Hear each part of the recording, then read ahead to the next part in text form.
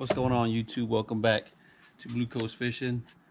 So you saw me, I changed the engine oil, the lower end unit oil as well, the grease. So what I'm going to do now is I'm going to go ahead and change the spark plugs, and I'll show you. This process is fairly simple. Only thing you have to know is when you buy your spark plugs, you got to just double check the gap on them, and you can buy a little tool is like $2. I'll show you that. Just to make sure it's right, you check your manual or your manufacturer's specs, and it'll show you exactly what the gap is. Yeah, I'll show you. It's fairly easy to remove the components.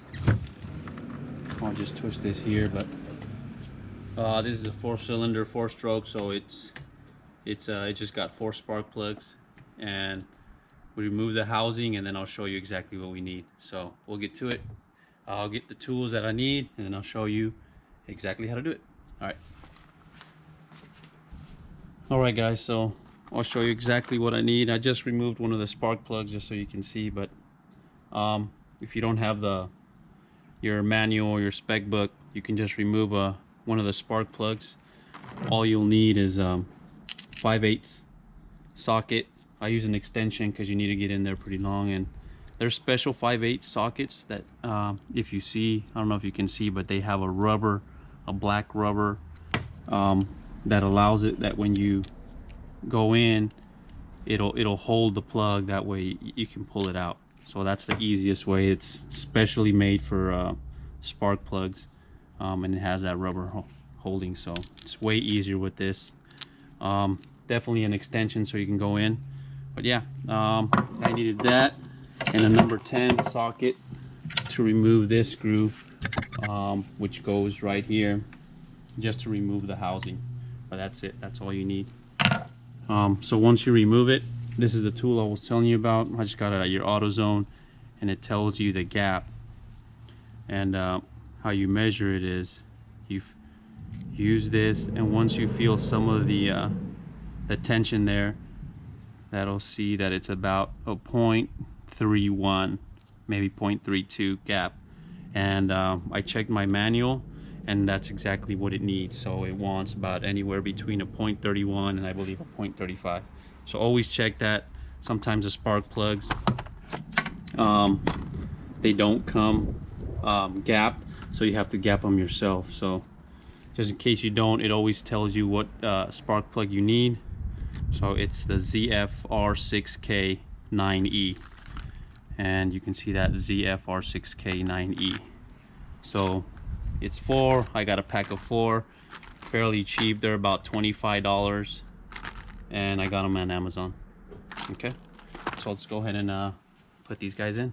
All right guys, so I'm gonna get one of these new spark plugs,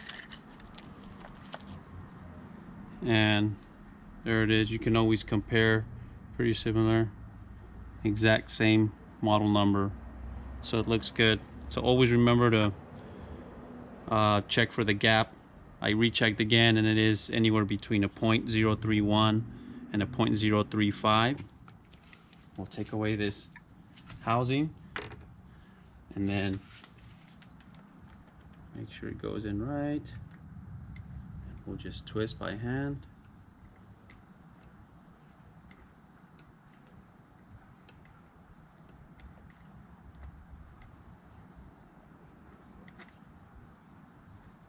We'll keep twisting.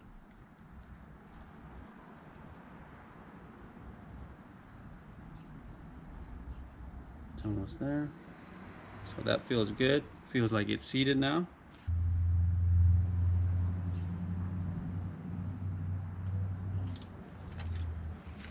Feels good there actually. I don't want to tighten it too much. So once that's in, we get the plug again, make sure it's clean. This is pretty good. So we install it again. We press it in. We get our cable. Snap that guy back in. And then tightening last little bolt.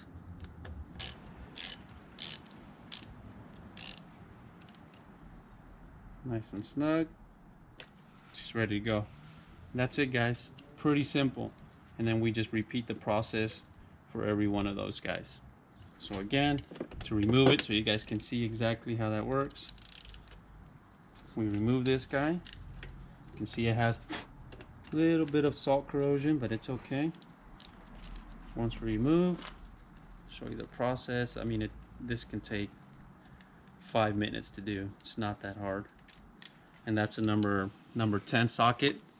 Remove that screw. If it has a little bit of corrosion, get your wire brush and just give it a wipe, just like that. Make sure it's nice and clean. That way it's ready to go. Again, remove your electrical connection and remove the housing. Make sure that's clean. I'll add the extension so I can go all the way in. Make sure I got my 5/8 spark plug remover. Go in once it's seated. And that's it, guys. Pretty easy. Now we can remove. I can remove this. Just twist it by hand.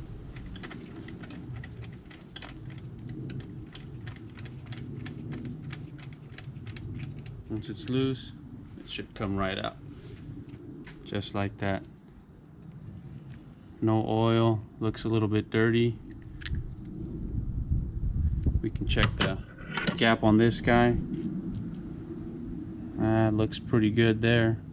A little bit bigger, about 0.35. It's still within range. But that's it, guys. You can, as you see, you can remove it really easy. And then add it again. Remove this sleeve. We can check our gap. As soon as we feel the resistance, which is right about there, 0.31, perfect. We like that. Brand new spark plug going in. Go ahead and install it. Oh, we start by hand.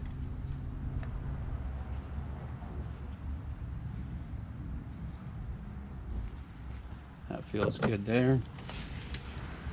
Again, it says half a turn, but I don't think it needs that much. As soon as it feels snug, I like that. Add our case again.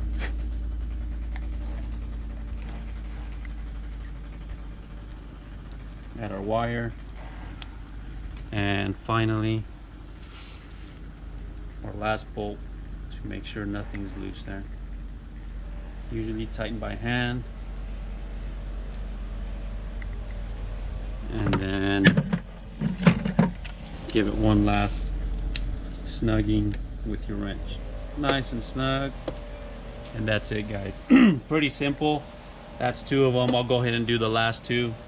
But other than that, I mean, that's pretty simple. So once we do that, I like the way everything is with the oil, the spark plugs. I'll just probably add a little bit of grease to make sure everything's greased up and ready for the new season. So thanks again, guys.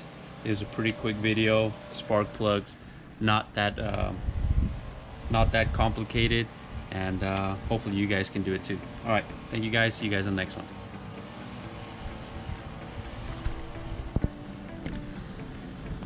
All right, guys, so everything looks good. We just finished our last spark plug.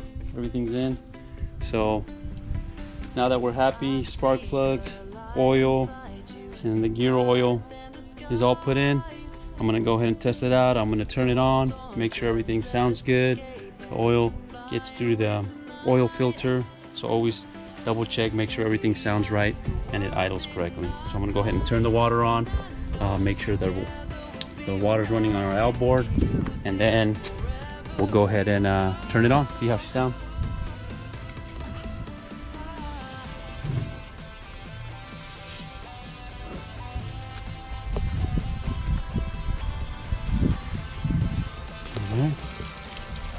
Now that the water's on, we make sure that the water's running. Everything looks pretty good. Once the water's running, you can go ahead and turn it on.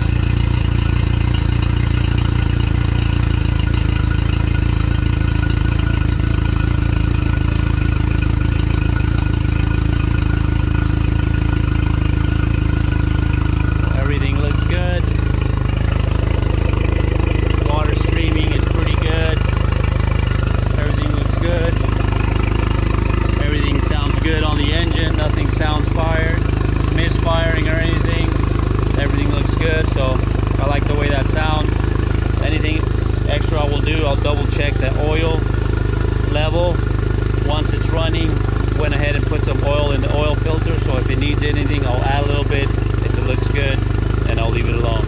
So yeah, everything looks good, working great, idling just perfect. I see no issues with it, so it was a success.